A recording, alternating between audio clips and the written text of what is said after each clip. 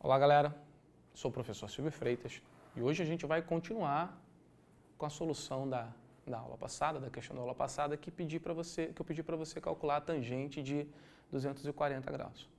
Bom, e aí, qual é a ideia? Mais uma vez, o primeiro passo é localizar em qual quadrante está o 240 graus. Isso é tarefa bem fácil, então 240 está no terceiro quadrante.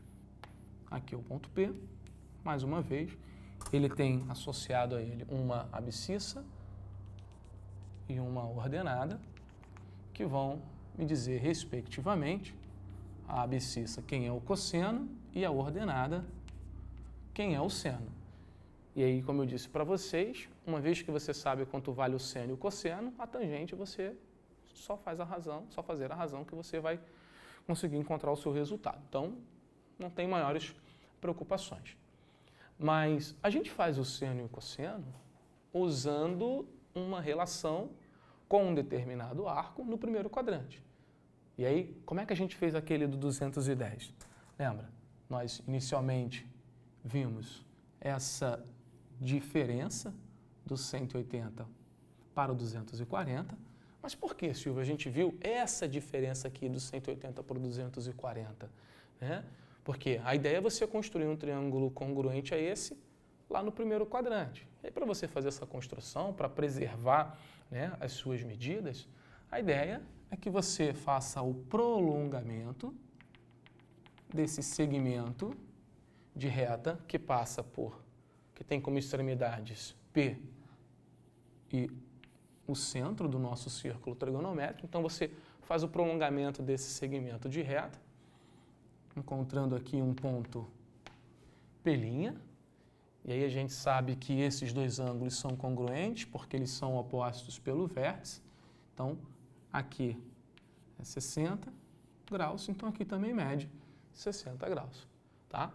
Por isso é importante essa diferença do 180 para o 240, porque é ele quem me dá a congruência do ângulo que eu preciso lá no primeiro quadrante.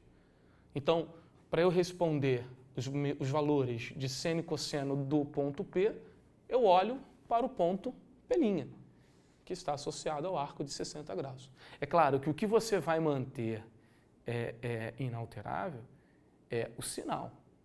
Porque lá no primeiro quadrante os dois são positivos, mas aqui no terceiro quadrante os dois são negativos. Mas, Silvio, isso vai mudar para a tangente também? Lembra que a tangente, de novo, é seno sobre cosseno. Aqui você vai dividir dois números negativos. O que vai ser a tangente desse arco de 240 graus? Acompanha comigo. Vai ser o valor do seno de 240, ou seja, o y de P, dividido pelo cosseno, que é o x de P. E o interessante, como nós já falamos, é que esses dois valores são negativos. Ó, y de P é menor do que zero e o x de P, ele também é menor do que zero. Ou seja, os dois valores são negativos. E quando você divide dois números negativos, o resultado é um número positivo. Isso quer dizer que a tangente de 240, ela é positiva. Então, ela vai ser idêntica à tangente de 60 graus. Então, respondendo ao nosso item, a tangente de 240 é igual à tangente de 60 graus. Você vai pedir mais uma vez ajuda aquela sua tabela de razões trigonométricas. E a tangente de 60 mede raiz de 3. Esse é o resultado da tangente de 240 graus. Ok? Então, pessoal, vamos ao nosso próximo item. Item D está pedindo para a gente calcular o seno de menos 30 graus. E, Silvio, mudou agora. O ângulo é negativo. Calma, não se assuste. Só mudou o sentido que você vai girar no seu círculo trigonométrico. Agora a gente vai girar no sentido horário. Então, o primeiro passo dessa história é, de novo, localizar. Onde está o 30 graus negativo? Bom, ele está no quarto quadrante. Por que no quarto quadrante? É só você recordar que cada quadrante tem uma variação de 90 graus. Agora eu estou girando no sentido horário, então é 0, 90 graus no sentido negativo, 180 no sentido negativo e assim sucessivamente. Tá? Então, a partir da origem do nosso círculo trigonométrico até o ponto P, com um deslocamento de 30 graus no sentido negativo. Tá bom? Então tá. E agora, Silvio, o que eu preciso fazer para calcular o seno e o cosseno desse arco, né? Desse ponto P? Você precisa descobrir a abscissa e a ordenada desse ponto, usando como referência um triângulo congruente a esse no primeiro quadrante. Então, qual é a ideia?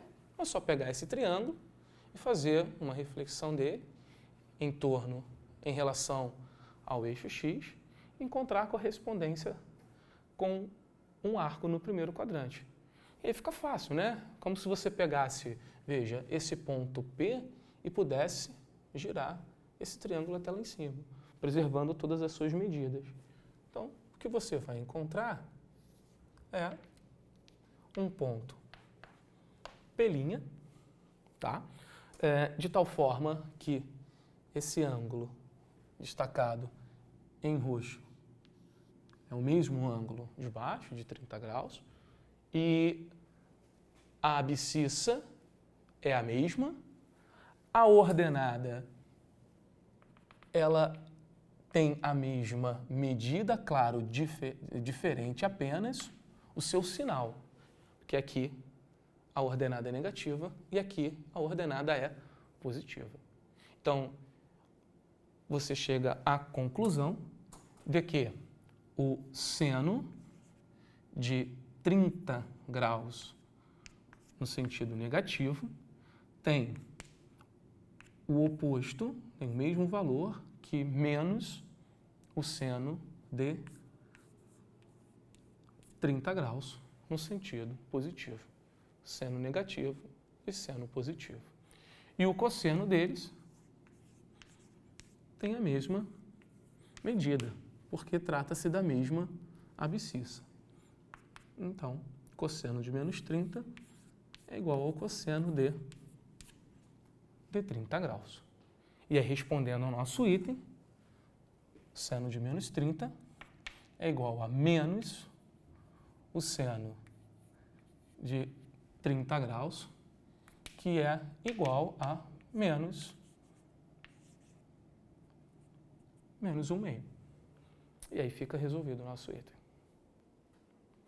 Então, pessoal, nosso próximo item é para calcular a secante de 1.500 graus. Aí você vai falar, Silvio, já sei, o primeiro passo é pegar 1.500 graus e localizar ele no nosso círculo trigonométrico. Sim.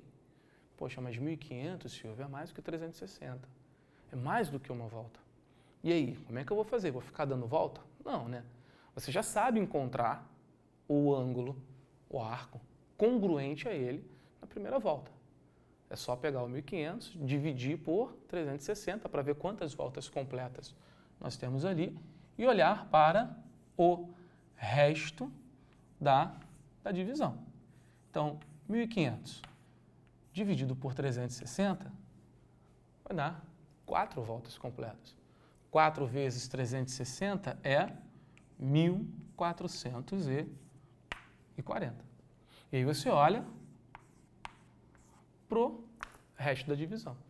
É ele que te dá a congruência. Então, quando ele pediu lá em cima a secante de 1.500, é a mesma coisa que pedir a secante de 60 graus. Poxa, Silvio, mas secante de 60? O que é secante? Lembra? Secante é o inverso do cosseno.